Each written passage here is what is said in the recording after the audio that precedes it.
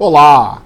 Com o patrocínio do Badoff, que faz o melhor brioche da cidade, está no ar pela TV Pop, canal a cabo Speed Fiber, analógico 14, digital 15.6, o programa No Ataque e na Defesa. Você também pode nos assistir pelo YouTube, Facebook ou pelo site da TV Pop, tvpop.org. As atrações do programa de hoje são as seguintes.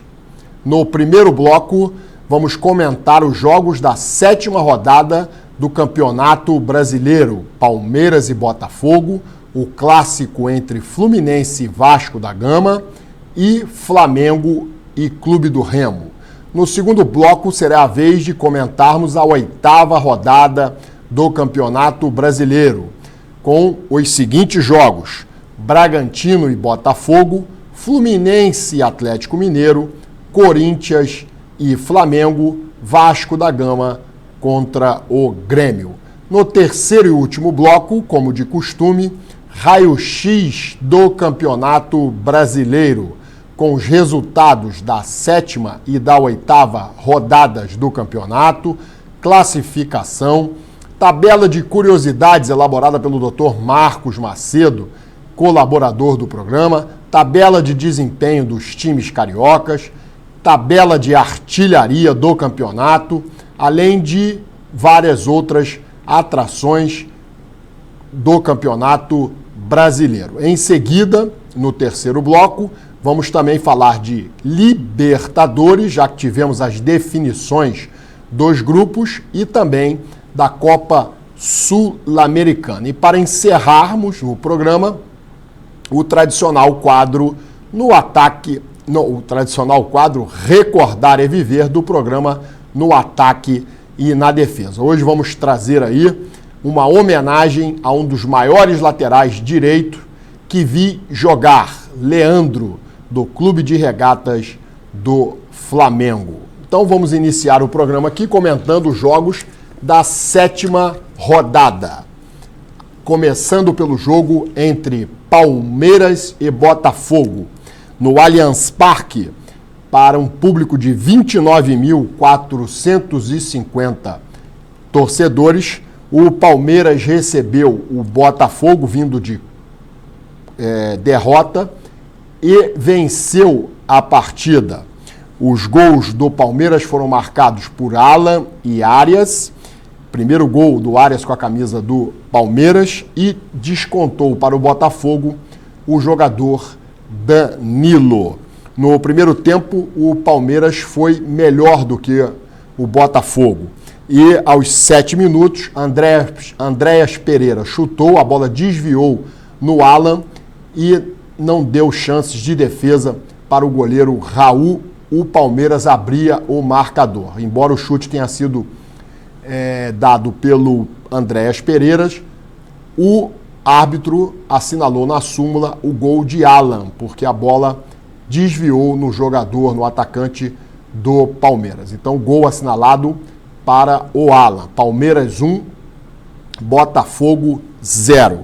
Aos 43 minutos do primeiro tempo, Medina deu uma entrada por trás no jogador Arias do Palmeiras e acabou sendo expulso pelo árbitro, deixando o Botafogo com um jogador a menos. No segundo tempo, com um jogador a mais, o Palmeiras foi para a pressão e não demorou a ampliar o placar. John Arias fez o segundo gol do Palmeiras, primeiro gol dele com a camisa do Verdão. O Botafogo, mesmo com um homem a menos, em razão da expulsão do Medina, foi corajoso, valente, foi buscar um resultado, pelo menos, de empate, e acabou fazendo o seu gol, descontando aí numa jogada individual do Danilo.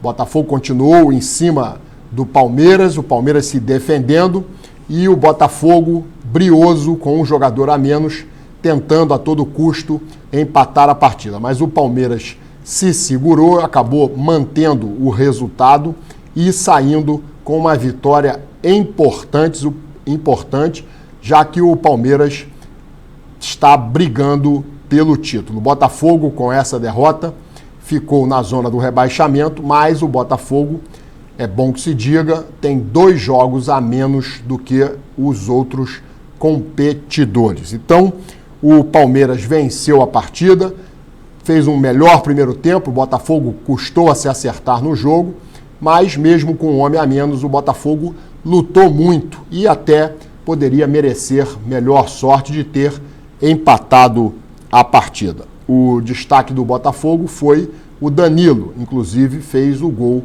do Alvinegro. Bom, a reação do Botafogo parou por aí e o Palmeiras venceu por 2-1. Vamos agora falar de outra partida, o clássico entre Vasco e Fluminense no Maracanã. Para um público reduzido de 28.940, um público bem reduzido, em se tratando de um clássico, apenas 5.000 ou um pouco mais de torcedores do Fluminense compareceram ao jogo. A torcida do Vasco ainda preencheu bastante o setor norte do Maracanã, mas um público realmente que chamou a atenção por ser um clássico e não houve um apelo aí dos torcedores para comparecerem a esse grande jogo. E foi um grande jogo. Quem não foi ao jogo perdeu aí a oportunidade de assistir no Maracanã a um grande jogo. O Vasco, considerado aí o time da virada, produção aqui comigo, o Vasco considerado o time da virada, conseguiu uma vitória importantíssima sobre o Fluminense. Mas o primeiro tempo, o Fluminense começou melhor. O Fluminense fez 1-0 logo a 1 minuto de jogo. Canóbio fez o gol do Fluminense numa jogada errada aí do Vitor Hugo. Atenção aqui. Uma jogada errada do Vitor Hugo. O Vasco errou a saída de bola. O Fluminense recuperou a bola e Canóbio fez Vasco da Gama 1, Fluminense 0. O Fluminense estava melhor no jogo, mas o Vasco lutava muito, mas o placar do primeiro tempo foi mesmo de 1-0, com o Fluminense bem postado na defesa. No segundo tempo, o Fluminense ampliou aos 7 minutos, um bonito chute do Hércules. O Fluminense fazia 2-0 logo no início do segundo tempo, o que dava a impressão de que a fatura estava liquidada, né? O Fluminense 2-0, uma grande vantagem, mas não foi o que aconteceu. O Vasco não se entregou, o Vasco teve o mérito de lutar muito, embora, na minha opinião, o Fluminense tenha dominado 2/3 da partida. O Vasco foi para a pressão mais para o fim do jogo. O Fluminense tinha o jogo sob controle, mas veio aí o gol do Nuno. O Nuno descontou num chute de fora da área, a bola venceu o bom goleiro, aliás, o ótimo goleiro Fábio do Fluminense, e Nuno fazia Vasco da Gama 1, Fluminense 2. Mas em seguida, Spinelli, atacante que o Renato colocou no jogo, de cabeça, empatou 2-2. Com o empate, a torcida do Vasco inflamou o time, começou a cantar nas arquibancadas a plenos pulmões que o Vasco era o time da virada. O Vasco não se intimidou, foi para frente buscar a vitória, que veio nos acréscimos com gol de Thiago Mendes. Thiago Mendes, então, fechou a conta aí para o Vasco da Gama, 3-2, mostrando aí toda a mística dessa camisa cruz-maltina, considerada pelos seus torcedores o time da virada, e de fato o Vasco foi novamente o time da virada, porque no jogo contra o Palmeiras perdia por 1-0, virou 2-1. Também perdia o jogo lá para o Cruzeiro, conseguiu a virada, mas o Cruzeiro empatou no final. Mas o Vasco, valente, foi buscar esse resultado contra o Fluminense, quando 2-0 para o Fluminense. Fluminense jogando melhor, tendo a partida sob controle, ninguém esperaria que fosse levar a virada, mas levou com méritos para o time comandado pelo Renato Gaúcho. 3-2 Vasco, festa na arquibancada dos torcedores vascaínos, e decepção e frustração para os torcedores tricolores. Destaques da partida pelo lado do Fluminense, Lúcio Acosta, e pelo lado do Vasco foi o Thiago Mendes. O Fluminense, quando estava vencendo por 2-1, teve uma bola do Ganso no travessão, que poderia ali ser o 3-1. Então, na minha opinião, o Fluminense estava bem no jogo, mas acabou sofrendo a virada para o time do Vasco da Gama. Bom, então, resultado final, Fluminense 2, Vasco da Gama de virada 3. E agora, o último carioca a entrar em campo foi o Flamengo. Na quinta-feira, enfrentou o Clube do Remo para um público recorde até agora no Campeonato Brasileiro. 62.075 torcedores. Vou repetir, 62.075 torcedores compareceram ao Maracanã para assistir, debaixo de chuva, a Flamengo e Remo. Sendo que, no clássico entre Vasco e Fluminense, duas grandes torcidas, o público foi de 28.940, ou seja, o Flamengo botou mais que o dobro de torcedores de Vasco e Fluminense na partida anterior, no clássico. A torcida do Flamengo realmente comparece em peso, sempre em grande número, ao estádio. E o Flamengo venceu o Remo por 2-0. Os gols foram marcados por Léo Ortiz, por 3-0, corrigindo, 3-0. Os gols foram marcados por Léo Ortiz, ainda no primeiro tempo, e Samuel Lino e Luiz Araújo no segundo tempo. O Flamengo não fez um bom primeiro tempo, uma partida burocrática, uma posse de bola estéril, tinha mais posse de bola, mas mesmo assim não criava grandes chances de gol, e o Remo se defendia e saía nos contra-ataques e levava até perigo a meta do goleiro Rossi. O Remo teve duas oportunidades aí claras de fazer o primeiro gol, desperdiçou ambas e acabou sofrendo um gol do Léo Ortiz numa cobrança de escanteio do Arrascaeta. Léo Ortiz subiu, cabeceou, a bola venceu o goleiro do Remo, 1-0 Flamengo. No segundo tempo, não. No segundo tempo, o Flamengo se impôs e acabou, naturalmente, construindo uma boa vantagem, né, com gols do Samuel Lino e do Luiz Araújo. Resultado final, Flamengo 3, Remo 0. O Flamengo poderia até ter feito mais gols, mas se acomodou um pouco na partida, procurou tocar a bola, mas o Remo, no segundo tempo, não ameaçou o gol defendido pelo goleiro Rossi. O Flamengo já tem um novo modelo de jogo com o seu treinador que assumiu o lugar do Felipe Luiz, Leonardo Jardim. O Flamengo tem outra proposta, parece ser um time menos preocupado em ficar com a bola e mais preocupado em atacar. Tanto que o Leonardo Jardim deve ter chamado a atenção dos jogadores no intervalo, porque o Flamengo tinha muita posse de bola, mas tocava muito para o lado, não agredia muito o time do Remo. Mas isso mudou no segundo tempo, o Flamengo foi mais agressivo e acabou construindo uma vitória por 3-0. Bom, estamos encerrando aqui o primeiro bloco do programa No Ataque e na Defesa. Falamos aí da vitória do Palmeiras sobre o Botafogo no Allianz Parque por 2-1, a grande virada do Vasco sobre o Fluminense por 3-2, após estar perdendo por 2-0, e a vitória, digamos, tranquila do Flamengo sobre o Clube do Remo por 3-0. No segundo bloco, será a vez de comentarmos sobre os jogos da 8ª rodada do Campeonato Brasileiro. Não saiam daí, o intervalo é rápido, voltamos já.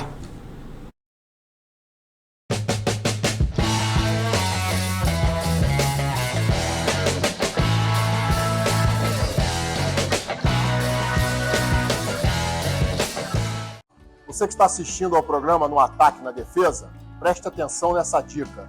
Se a fome atacar, contra-ataque com o melhor brioche da cidade. Massa macia, sabor irresistível e com muito recheio.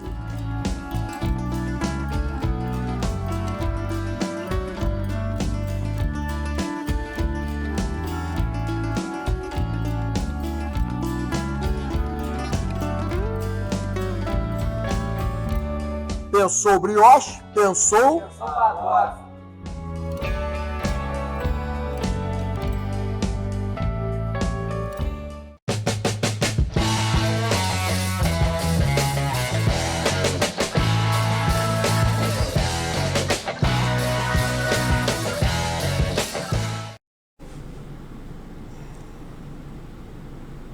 Já estamos de volta com o segundo bloco do programa No Ataque na Defesa e agora é hora de comentarmos os jogos válidos pela 8ª rodada do Campeonato Brasileiro. Vamos começar pelo jogo de sábado disputado em Bragança Paulista entre o Bragantino e o Botafogo.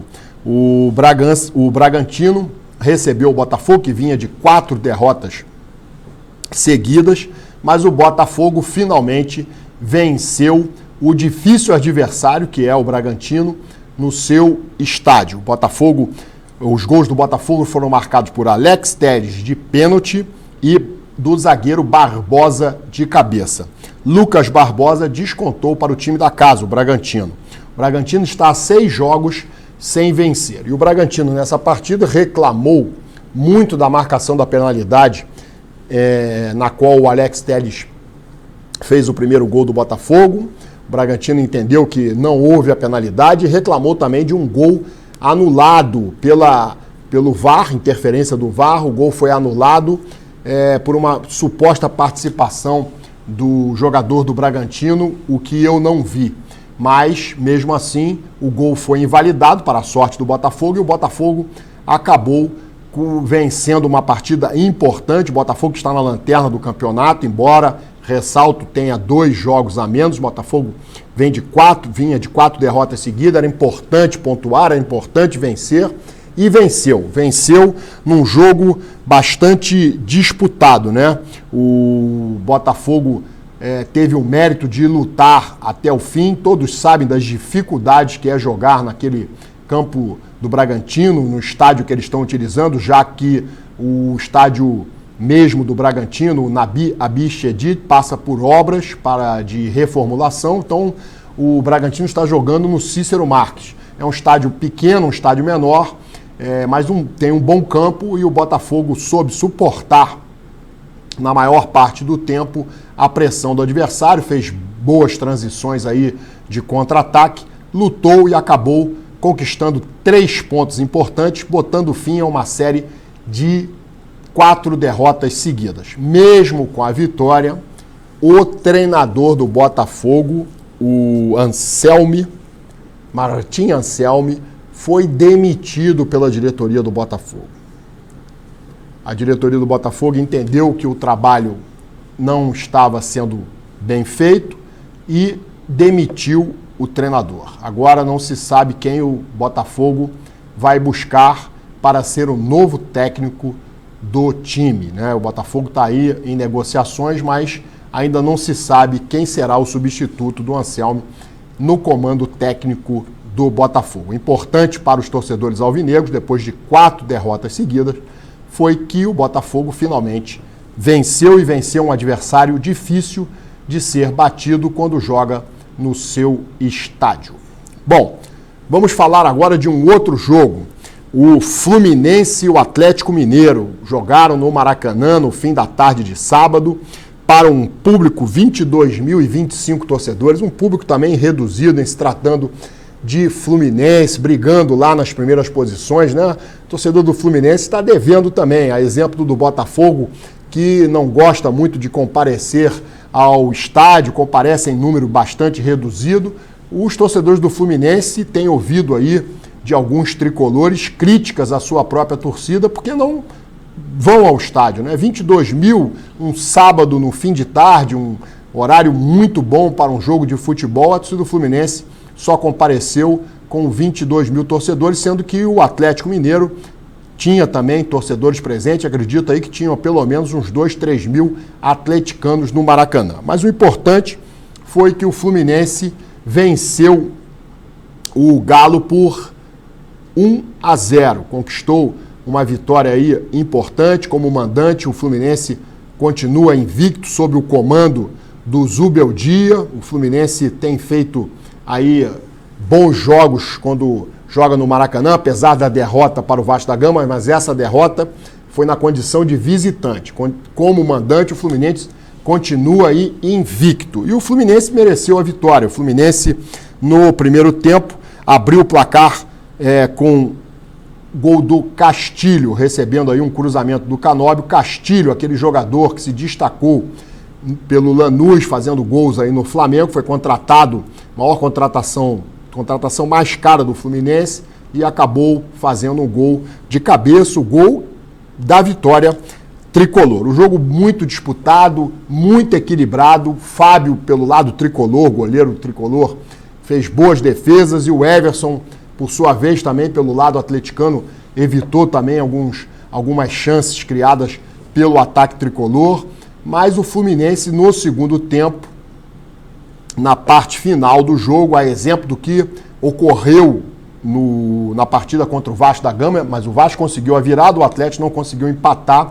O Atlético pressionou, perdeu algumas chances, numa delas o Renier, jogador revelado pelo Flamengo, chutou, e o Fábio fez uma grande defesa, impedindo o gol de empate do Atlético naquela altura, porque o jogo já estava no finalzinho. Então, Fábio importante pelo lado tricolor, o Everson também foi importante com algumas defesas pelo lado do Atlético, mas a vitória do Fluminense me pareceu justa, porque o Fluminense teve uma boa atuação, sobretudo no primeiro tempo. Então, o Fluminense se segurou depois do 1-0, procurou aí levar o jogo mais para o seu lado, quer dizer, controlando a partida, mas o Atlético era impossível, o Atlético tentava, e no final o Atlético apertou e quase saiu do Maracanã com empate, se não fosse uma grande defesa, repito, do goleiro Fábio, evitando o gol do Atlético Mineiro. Uma bola do Renier já no finalzinho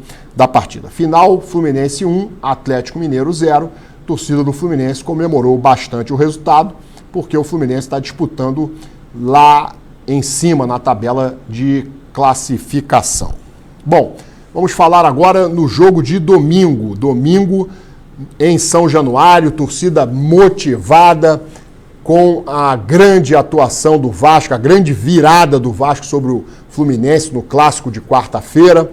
Compareceu em grande número um público de 20.650 torcedores, praticamente a lotação do estádio de São Januário. A torcida do Vasco fez uma grande festa, a torcida do Vasco incentivou o time, e o time do Vasco correspondeu em campo. O Vasco fez 1-0 logo nos primeiros minutos de jogo. O Vasco inaugurou o placar com o jogador Thiago Mendes. O chute foi do Cuiabano, mas há exemplo do que aconteceu no jogo Palmeiras e Botafogo, em que o chute foi do Andréas Pereira, mas a bola desviou no jogador Alan e a arbitragem consignou o gol para o Alan. Aconteceu a mesma coisa nessa partida. O chute foi do Cuiabano, a bola desviou no Thiago Mendes e o gol foi assinalado para o Thiago Mendes. Então o Thiago Mendes abriu o marcador para o Vasco da Gama, logo no início do jogo. E o Vasco da Gama fez o segundo gol com o jogador... Quem fez o segundo gol do Vasco foi o David. David fez o segundo gol do Vasco ainda no primeiro tempo. O Vasco, aproveitava aí as oportunidades, construía um placar, 2 gols, mas acabou numa falha ali do Robert Renan, zagueiro, perdeu uma bola boba ali na defesa, e o artilheiro do campeonato, o Carlos Vinícius, não perdoou, chutou sem defesa para o goleiro Léo Jardim e descontou para o Grêmio. O Grêmio no segundo tempo foi buscar o empate, saiu para cima do Vasco, e no final o Vasco também sofreu. O torcedor do Vascaíno ficou apreensivo porque o Grêmio pressionava, e o Léo Jardim aí fez uma grande defesa aí num chute do atacante do Grêmio, já quase aí no finzinho da partida, garantindo a vitória do Vasco. O Grêmio poderia ter empatado nesse lance, se eu não me engano, o chute foi do Bright White, um centroavante do Grêmio, E o Vasco se safou aí de tomar o empate. Mas a vitória do Vasco foi merecida, o Vasco jogou melhor no primeiro tempo, no segundo tempo passou a administrar mais o jogo, o Grêmio foi para cima, mas o Vasco conseguiu sustentar o resultado, saiu com uma grande vitória. O Vasco tem agora, sob o comando do Renato, 1 empate e 3 vitórias. O Vasco venceu o Palmeiras de virada, o Fluminense de virada, venceu também agora o Grêmio e empatou com o Cruzeiro em jogo que poderia ter vencido. Então, o retrospecto aí, após o Renato Gaúcho assumir o comando técnico do time do Vasco é excepcional. O Vasco saiu da zona do rebaixamento para pelo menos a colocação ali intermediária. Vamos ver aí no terceiro bloco na classificação do campeonato, mas creio que o Vasco deve estar aí entre os 10 primeiros colocados. Vamos ver lá, vamos conferir isso no terceiro bloco. E, finalmente, vamos falar aí do jogo entre Flamengo e Corinthians, na arena, em Itaquera, na Neoquímica Arena, para um público de 41.896 torcedores. Um bom público compareceu lá, jogo 8h30 da noite no domingo, para assistir aquilo que poderia ter sido a revanche para o Flamengo. O Flamengo havia perdido para o Corinthians por 2-0 na decisão da Supercopa do Brasil. Poderia ser uma revanche para o time do Flamengo. O Flamengo começou o jogo muito bem. O Flamengo começou o jogo pressionando o Corinthians e logo aos 2 minutos, num erro na saída de bola do Hugo, goleiro do Corinthians, a bola veio para o Jorginho, se ofereceu para o Jorginho, que tocou no Pedro para o Paquetá, e o Paquetá, com um bonito chute, tirou a bola do alcance do goleiro Hugo e fez Flamengo 1-0 logo aos 2 minutos. Né? Parecia que o Flamengo iria construir um resultado até tranquilo, mas o Corinthians não se intimidou. O Corinthians equilibrou o jogo a partir ali dos 10, 15 minutos. O Corinthians passou a dominar a partida, passou a pressionar o Flamengo e acabou empatando também numa grande jogada aí. O Matheus Bidu cruzou depois de receber um bom passe do jogador Depay, que acabou se machucando e saindo do jogo. O Yuri Alberto, sempre presente ali, um atacante muito perigoso, concluiu para o gol, fazendo o primeiro do Corinthians, o gol de empate. O Flamengo, no fim do primeiro tempo, teve uma oportunidade espetacular, um chute de voleio espetacular do Arrascaeta, numa bola cruzada na medida pelo Danilo. Arrascaeta deu um lindo voleio, uma jogada de muita plasticidade, e o Hugo fez uma defesaça, evitando o segundo gol do Flamengo. No segundo tempo, o jogo mudou completamente. O jogo disputado, bastante equilibrado no primeiro tempo, um bom jogo de se ver, acabou sendo comprometido pela expulsão do jogador Everton Araújo do Flamengo. Foi expulso aos 7 minutos do segundo tempo. Eu, sinceramente, não vi intenção do jogador. Ele pega primeiro a bola e depois sim ele esbarra com a sua chuteira nos pés do jogador Bidon do Corinthians. O árbitro expulsou. O VAR chamou o árbitro para rever o lance, acredito que tenha entendido que não era lance para expulsão, e de fato não era. Os comentaristas de arbitragem falaram a respeito disso, e o árbitro manteve a sua decisão de campo e expulsou o jogador Everton Araújo. O Flamengo ficou com -1, o Leonardo Jardim teve que fazer mudanças, o Flamengo passou a ter um jogo mais defensivo, mais reativo. O Corinthians, claro, com um homem a mais, se lançou à frente, atacou, mas também não criava grandes chances, até que no último minuto do jogo, praticamente no finzinho da partida, o Yuri Alberto teve uma oportunidade clara e o Rossi fez uma grande defesa. A exemplo do Hugo no fim do primeiro tempo, o Rossi também salvou o Flamengo no fim do segundo tempo. O empate me pareceu justo, o jogo no segundo tempo caiu muito de produção, comprometido, né, pelo árbitro não ter expulsado o jogador Everton Araújo. O Corinthians também reclama de um suposto pênalti no jogador André, cometido pelo Ayrton Lucas. Alguns comentaristas de arbitragem afirmaram que o pênalti poderia ter sido assinalado. Eu reconheço que alguns árbitros até marcam esse tipo de penalidade, mas o árbitro não deu, e também não expulsou um jogador do Corinthians, o Gabriel Paulista, zagueiro, que deu uma cotovelada no jogador Jorginho. As imagens foram claras, a cotovelada pegou no jogador do Flamengo, que caiu ao solo. O VAR também não chamou o árbitro para conferir esse lance, que poderia ter resultado na expulsão do zagueiro do Corinthians. Bom, o final então foi 1-1, um jogo bom. O Corinthians teve no Yuri Alberto o seu jogador de destaque. E pelo lado do Flamengo, eu gostei muito da atuação do Samuel Lino. O Samuel Lino vem crescendo de produção aí sob o comando do Leonardo Jardim, né? O Samuel Lino que não vinha tendo boas atuações quando o Felipe Luiz era o técnico, vinha sendo muito criticado pelos torcedores do Flamengo, mas o Samuel Lino aos poucos parece que está se soltando e conseguindo aí jogar um bom futebol. Se destacou nessa partida, para mim, foi um dos bons jogos aí do Samuel Lino no Campeonato Brasileiro. Bom, falamos aí sobre a vitória do Botafogo sobre o Bragantino, 2-1 jogando em Bragança Paulista. Falamos também da vitória do Fluminense sobre o Atlético Mineiro no Maracanã por 1-0.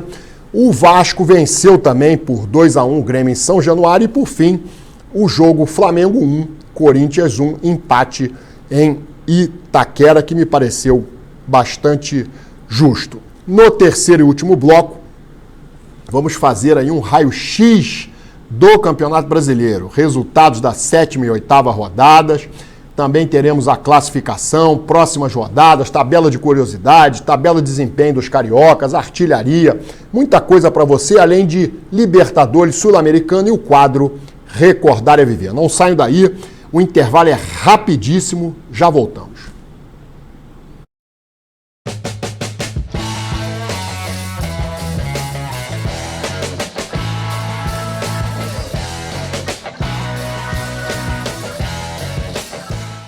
Você que está assistindo ao programa No Ataque na Defesa, preste atenção nessa dica.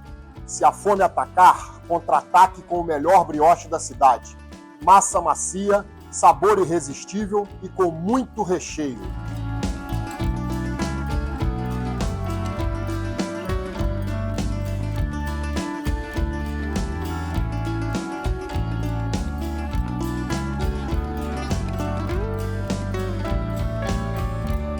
Pensou brioche? Pensou?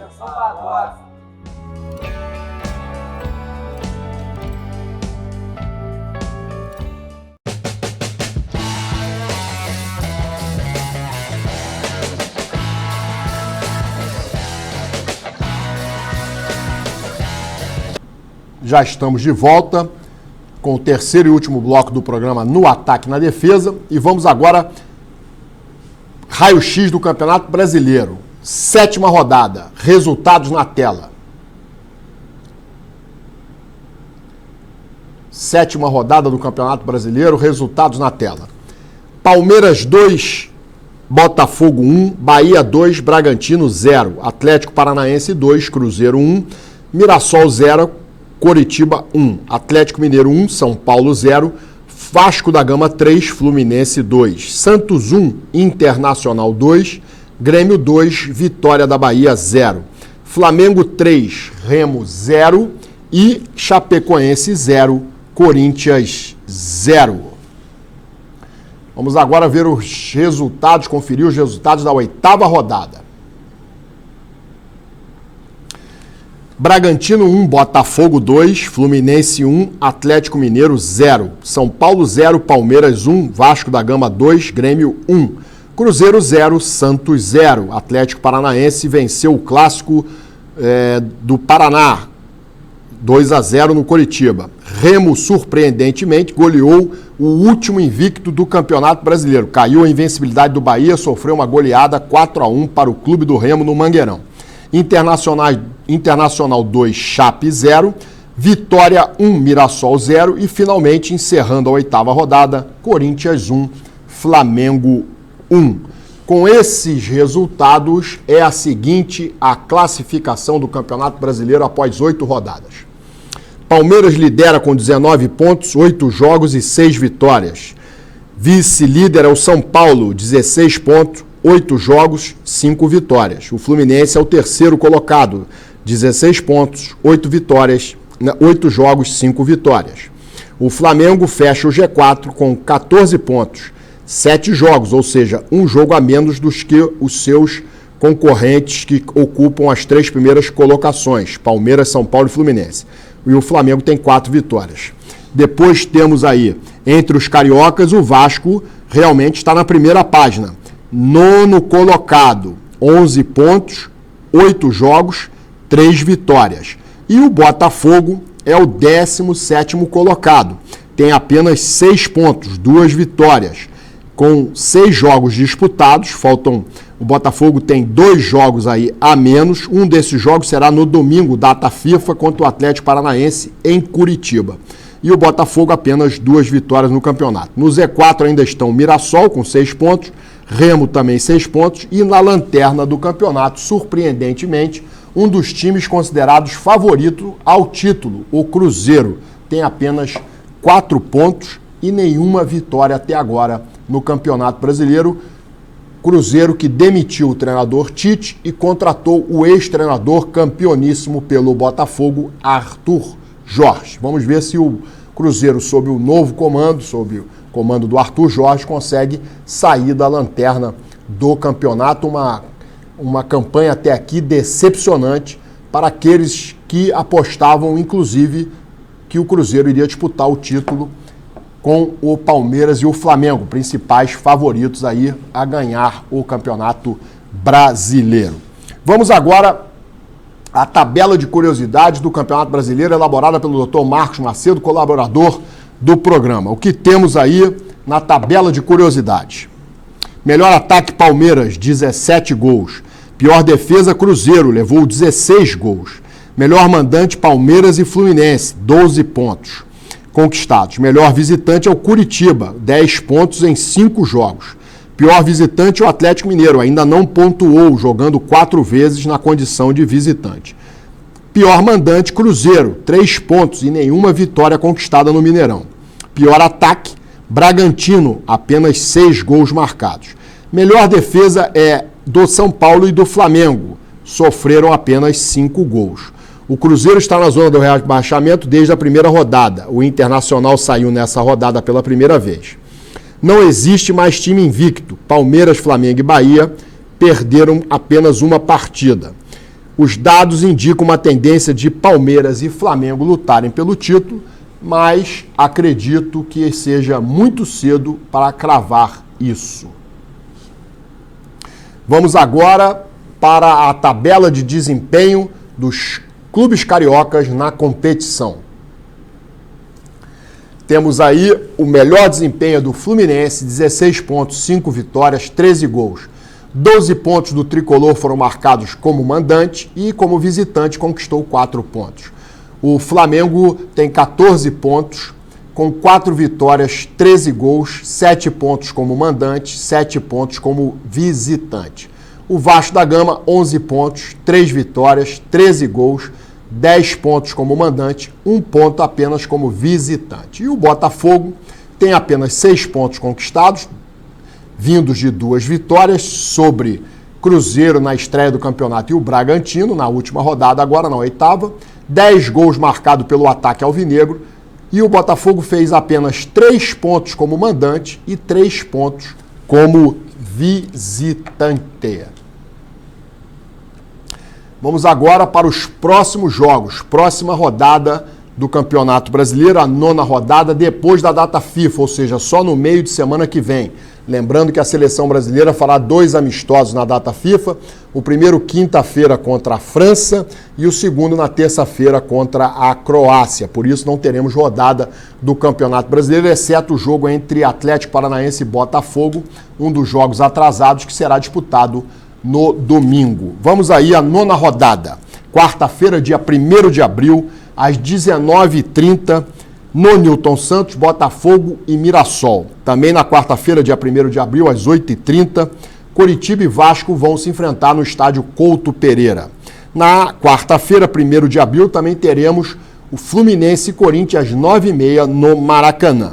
E na quinta-feira, fechando a participação dos cariocas na 9ª rodada, às 9h30 da noite, o Flamengo vai enfrentar o Bragantino em Bragança Paulista, no Cícero Souza Marques, estádio do Bragantino. O Bragantino não vence há 6 partidas e o Flamengo vai ter um osso duro de roer, certamente, nesse enfrentamento com o Bragantino, que fará de tudo para sair dessa incômoda situação. 10ª rodada, jogos do fim de semana que vem. Sábado, 4 de abril, às 9 da noite, grande clássico entre Vasco e Botafogo. O clássico da amizade será disputado no estádio de São Januário. No sábado também, às 8h30, no Couto Pereira, o Curitiba recebe o Fluminense. Então, o Curitiba vai enfrentar o Vasco na 9ª rodada e pega outro carioca na 10ª rodada, o Fluminense, no Couto Pereira, 8h30 da noite. No domingo, dia 5 de abril, às 17h30, no Maracanã, o Flamengo recebe o Santos de Neymar e Gabigol. Bom, são essas aí as rodadas, lembrando que no meio de semana que vem, fim de semana que vem, porque teremos data FIFA, como eu já expliquei. Vamos agora aí ver quem são os artilheiros, os maiores goleadores, por enquanto, do Campeonato Brasileiro. Tabela de artilharia na tela aí para vocês.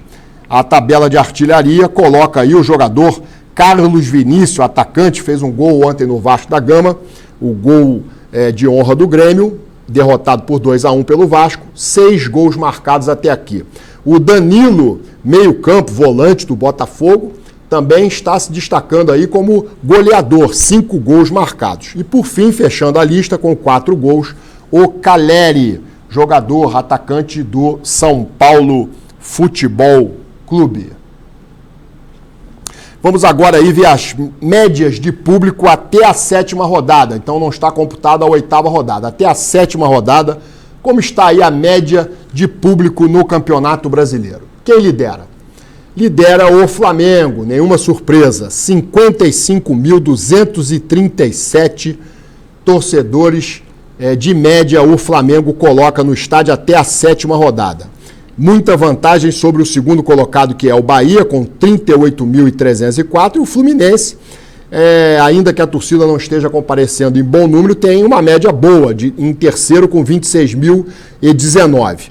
O Vasco da Gama tem uma média de 18.375, ocupa a 14ª posição, isso muito por conta do público máximo de São Januário, de 20 mil e poucos torcedores, e o Botafogo é o 16º, com 16.539. Dos times do G12, o Botafogo só está à frente do Santos, que tem como média 11.032 torcedores. Mas o Flamengo, então, lidera aí a média de público até a 7ª rodada do Campeonato Brasileiro. Vamos agora ver mais rodadas na lanterna do Campeonato Brasileiro aí, nos pontos corridos. Quem será o time que mais vezes ocupou a lanterna do campeonato na era dos pontos corridos? A Chape ficou 43 vezes na lanterna. O Fluminense é o primeiro entre os cariocas. O Fluminense esteve na lanterna em 29 oportunidades. E curiosamente, o Fluminense não caiu, não foi rebaixado para a 2ª divisão na era dos pontos corridos. O Botafogo, em 25 oportunidades, esteve na lanterna do campeonato. O Vasco em 23, Vasco e Botafogo já caíram na era dos pontos corridos. E o Flamengo, que jamais caiu na era dos pontos corridos e também em toda a história do Campeonato Brasileiro, em 12 vezes ficou na lanterna do Campeonato Brasileiro. E agora nós vamos ver aí um vídeo do meu queridíssimo amigo, que eu sigo no Instagram, o Firula, que é torcedor do Fluminense, mas faz aí bons vídeos sobre estatísticas e comparações no futebol brasileiro, e ele fez mais uma aqui. Nos últimos 10 anos, Firula, quem é o melhor time carioca? Diz aí pra gente. Quantos títulos o Botafogo conquistou entre 2016 e 2026? O Botafogo entre 2016 e 2026 conquistou apenas 3 títulos, um Campeonato Carioca, uma Libertadores da América e um Campeonato Brasileiro. E quantos títulos o Flamengo conquistou nos últimos 10 anos? O Flamengo nos últimos 10 anos conquistou 19 títulos, sendo 7 Campeonatos Cariocas, 3 Campeonatos Brasileiros, 3 Libertadores da América, 3 Supercopas do Brasil, 2 Copas do Brasil e uma Recopa Sul-Americana. E agora falando do Fluminense nos últimos 10 anos. anos. Pô, cara, o Fluminense entre 2016 e 2026 conquistou apenas 5 títulos, pô, 2 campeonatos cariocas, uma Libertadores da América, uma Recopa Sul-Americana e uma Primeira Liga. E pra fechar, quantos títulos o Vasco conquistou entre 2016 e 2026? Cara, o Vasco nos últimos 10 anos conquistou apenas um título, que foi o Campeonato Carioca de 2016. Pô, cara, então qual é o melhor time do Rio de Janeiro nos últimos 10 anos? O Botafogo, o Flamengo, o Fluminense ou o Vasco da Gama? E te perguntar, como é que tu sabe de tudo isso? Pô, cara, eu acho que ia ser bem fácil, né, pô? Com certeza o melhor time do Rio de Janeiro nos últimos 10 anos é o Flamengo, depois o Fluminense, depois o Botafogo e por último o Vasco. E eu sei de tudo isso porque eu sigo o Firula. E se você quer saber mais sobre futebol, é só seguir aí também. Bora bater os 300 mil seguidores que falta pouco. Vimos aí que o Flamengo, nos últimos 10 anos, lidera entre os clubes cariocas aquele que mais títulos conquistou. Aliás, o Flamengo deve liderar também em todo o Brasil. Foram 19 títulos, repito, conquistados nos últimos 10 anos. Contra 5 do Fluminense. Vejam a diferença. O Flamengo conquistou 14 títulos a mais do que o Fluminense nos últimos 10 anos. O Botafogo conquistou 3 títulos, ou seja, o Flamengo tem 16 conquistas a mais do que o Botafogo nos últimos 10 anos. E o Vasco da Gama, um clube gigante, tradicional, nos últimos 10 anos só conquistou um título, apenas um título, que foi o Carioca de 2016. Vejam vocês a situação do torcedor do Vasco da Gama que está aí sedento por um título. Mas o Flamengo nos últimos 10 anos é disparadamente o melhor clube carioca e também, não tenho dúvidas de que, do próprio Brasil em termos de conquista de títulos. Bom, vamos falar agora, vamos mudar de assunto, vamos falar dela, da Copa Libertadores, que está aqui representada numa réplica em miniatura. Libertadores, foram sorteados aí os grupos da Libertadores na última quinta-feira e temos aí grupos bastante interessantes e a produção vai colocar na tela aí para você saber como ficou. O grupo do Flamengo é o grupo A, Flamengo, Estudiantes de La Plata, Cusco, Independiente Medellín. Na minha opinião, um grupo difícil para o Flamengo. Vai jogar na altitude de Cusco, joga com o Independiente Medellín, um time que tem muita torcida na Colômbia, e o Flamengo também enfrenta o Estudiantes de La Plata, quem o Flamengo eliminou na edição passada da Copa Libertadores, mas com muita dificuldade, né? Perdeu na Argentina, venceu no Maracanã, e passou nos pênaltis, né? Passou nos pênaltis sobre esse adversário. Então o grupo do Flamengo bastante difícil. E o grupo C é o grupo do Fluminense. Fluminense, Bolívar, Desportivo Laguaira e Independente Rivadavia da Argentina. O Fluminense tirando aí a altitude que vai ter que enfrentar na Bolívia, acho que o Fluminense tranquilamente tem a sua passagem aí para a próxima fase quase que garantido. O grupo do Fluminense não é tão fácil. O mesmo não pode dizer do Cruzeiro. No grupo D, o Cruzeiro pega um dos papões aí de Libertadores, embora vem muito mal nos últimos anos, sem conseguir até chegar às finais, mas é o todo-poderoso Boca Juniors, né? O adversário dificílimo, e fechando o grupo Universidade Católica e o Barcelona, que eliminou o Botafogo na fase anterior. E também temos o Palmeiras com Cerro Porteño, Júnior Barranquilla e Sport Cristal. Acho que o Palmeiras não terá maiores dificuldades de se classificar. E por fim, temos o Corinthians aí pegando um grupo mais ou menos complicado, com o Peñarol, que tem muita tradição na Libertadores, o Santa Fé da Colômbia e o Platense. Aí temos também, claro, o Mirassol. O Mirassol caiu aí num grupo com o LDU de Quito, que tem tradição em Libertadores, a Lanús, que é o atual campeão da Sul-Americana e da Recopa Sul-Americana, o Always Red e o Mirassol estreia em competições. Não dá para a gente fazer aqui uma previsão se o Mirassol vai conseguir a sua classificação ou não. Mas são esses aí os grupos da Libertadores. Vamos ver agora os brasileiros campeões. Na tela aí para você os brasileiros campeões da Libertadores. Liderando aí o Flamengo com 4 conquistas, com 3 conquistas São Paulo, Santos, Grêmio e Palmeiras, com 2 conquistas Cruzeiro e Internacional e com 1 conquista Corinthians, Vasco, Atlético Mineiro e Fluminense e Botafogo. Lembrando que Flamengo, Palmeiras, Cruzeiro, Corinthians e Fluminense podem conquistar mais uma Libertadores, já que estão disputando essa competição nesse ano. Vamos agora aí para tempo sem ganhar a Libertadores. Quanto tempo o seu time não ganha uma Libertadores? A produção vai colocar na tela aí. Flamengo há 4 meses, o Botafogo há 2 anos e o Fluminense há 3 anos, entre os cariocas, não conquistam a Libertadores. O maior jejum entre os clubes cariocas é do Vasco da Gama, que nem sequer está participando ultimamente da Libertadores. O Vasco foi campeão há 28 anos, quer dizer, entre os grandes, só o Cruzeiro está atrás do Vasco com 29 anos sem conquistar uma Libertadores. O Palmeiras há 5 anos não conquista, mas tem grandes possibilidades de vencer esse ano, já que é um dos favoritos ao lado do Flamengo a ganhar a Libertadores. E para encerrarmos, vamos ver aí a opinião do JP Sombra, um vídeo retirado do Instagram, o que o JP Sombra fala a respeito dos favoritos da Libertadores desse ano. JP Sombra, é com você.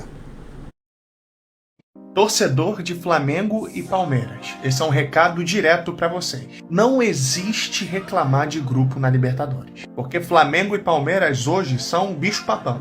Boca e River da década passada é Flamengo e Palmeiras. Então, todo mundo tem medo de vocês na competição. Flamengo e Palmeiras que é o bicho-papão. Irmão, é favorito em qualquer jogo, não adianta. Aonde jogar na Libertadores, contra quem jogar, é favorito. Sem lamentação, sem nada. Flamengo e Palmeiras têm a obrigação de passar em primeiro e mostrarem o porquê são os 2 melhores e maiores times da América hoje. Pode ter altitude, pode ter o que for, irmão. Flamengo e Palmeiras têm que entrar todos os jogos pra acabar com o adversário. Ai, mas o Flamengo vai jogar contra não sei quem. Ai, mas tem X Libertadores. Irmão, Flamengo e Palmeiras é Barcelona e Real Madrid das Américas, irmão. É outro nível, entendeu? Então, calma. Eu sei que o passado do Flamengo, do Palmeiras, sofreu. Mas agora não. São o topo. Obrigação passar em primeiro e bem. Você concorda? Discorda? Deixa aí a sua opinião. Bom, vamos ver agora a Sul-Americana, que teremos a participação de 2 cariocas, já que na Libertadores é Flamengo e Fluminense, na Sul-Americana, Botafogo e Vasco. Grupo do Vasco na tela, para você conferir, grupo do Vasco na tela. É o grupo G do Vasco da Gama. Olímpia do Paraguai é o time mais conhecido desse grupo. E aí, grupo E do Botafogo.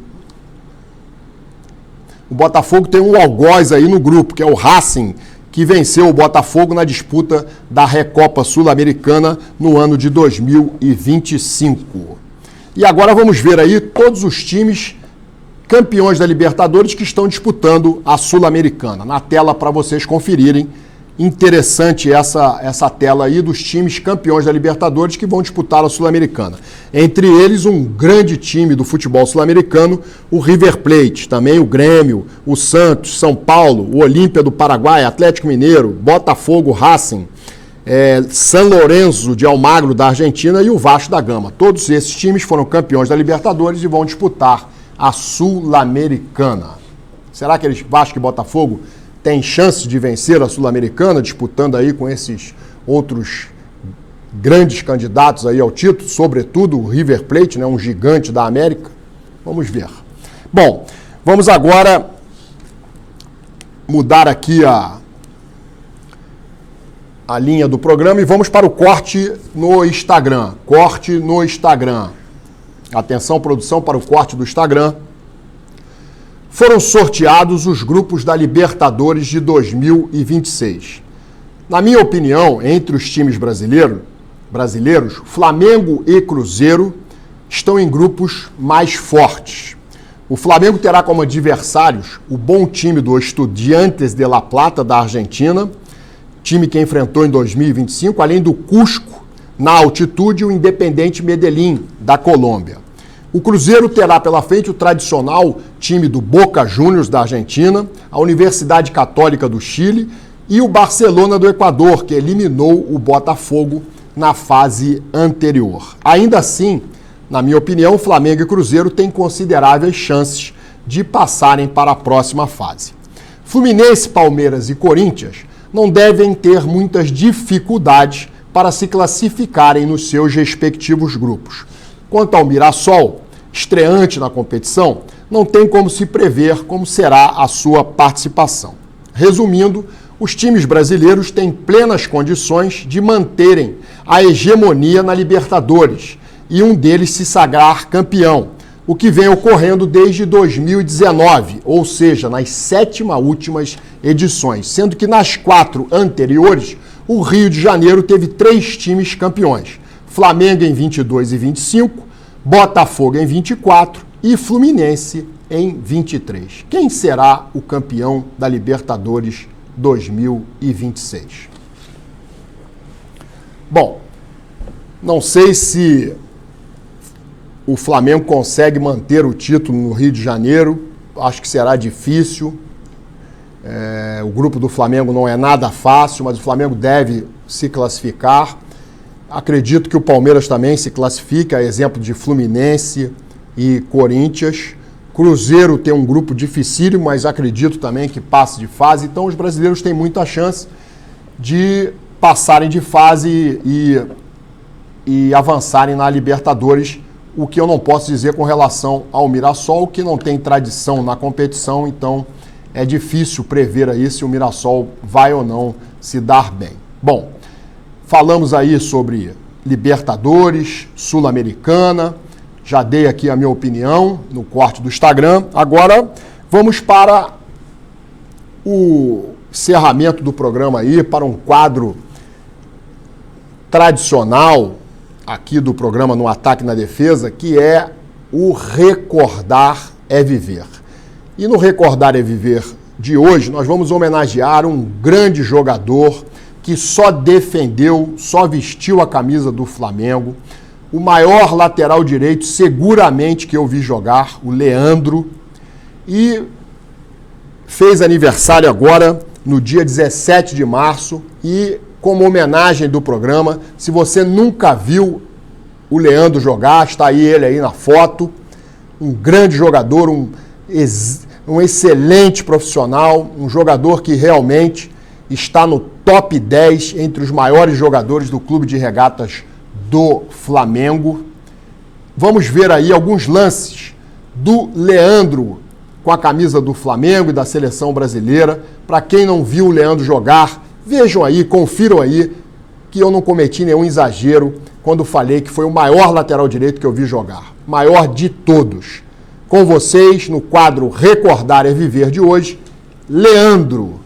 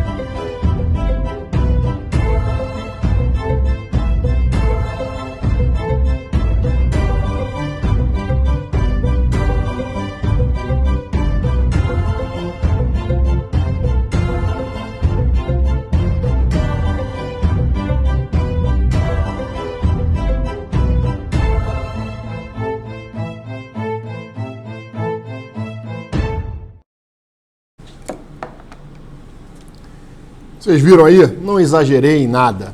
O Leandro era um jogador com extrema habilidade, driblava fácil os adversários, um excelente marcador, tinha uma facilidade de tirar a bola do adversário como ninguém, cruzava bem, driblava bem, apoiava, atacava, né? Defendia. Era um jogador diferenciado, um jogador de encher os olhos de qualquer torcedor, mesmo que esse torcedor não seja do Flamengo. E o Leandro honrou a camisa número 2 do Flamengo, só jogou, só vestiu a camisa do Flamengo em toda a sua carreira. O Leandro realmente é um jogador admirado por um torcedor que gosta do futebol bem jogado. E o Leandro jogava e jogava muito, jogava bem. O Leandro se destacava pela sua técnica, era um jogador que não dava uma butinada nos seus adversários, marcava sem ser violento, era realmente um cracaço de bola. O maior lateral direito, repito, que eu vi jogar em toda a minha vida. O Leandro foi superior, sim, ao Cafu e outros bons laterais direitos, aí o Jorginho, jogadores de seleção brasileira, mas o Leandro, sem nenhum exagero, seguramente é o maior entre todos os laterais direitos do Brasil, do futebol brasileiro. Leandro, fantástico. Bom, estamos chegando aqui ao fim de mais um programa no Ataque na Defesa. Eu gostaria de mandar um abraço aqui para o Thiago Garim. Thiago Garim é um telespectador assíduo do programa No Ataque na Defesa, torcedor do Flamengo. Thiago Garim, um abraço para você. Ele é filho do Marcos Garim, outro telespectador do nosso programa. O Garim também é torcedor do Flamengo, e a esposa dele, Patrícia Perdomo, torcedora do Vasco, e seu filho, Bernardo Perdomo, também torcedor do Vasco, estão sempre aí ligados no programa No Ataque da Defesa. A todos vocês, o meu abraço especial, e a você também aí do outro lado, que sempre acompanha o programa No Ataque na Defesa, fica aqui um abraço fraternal desse que vos fala e apresenta o programa No Ataque na Defesa. Fica aqui o convite para o próximo programa. Um abraço a todos e até lá.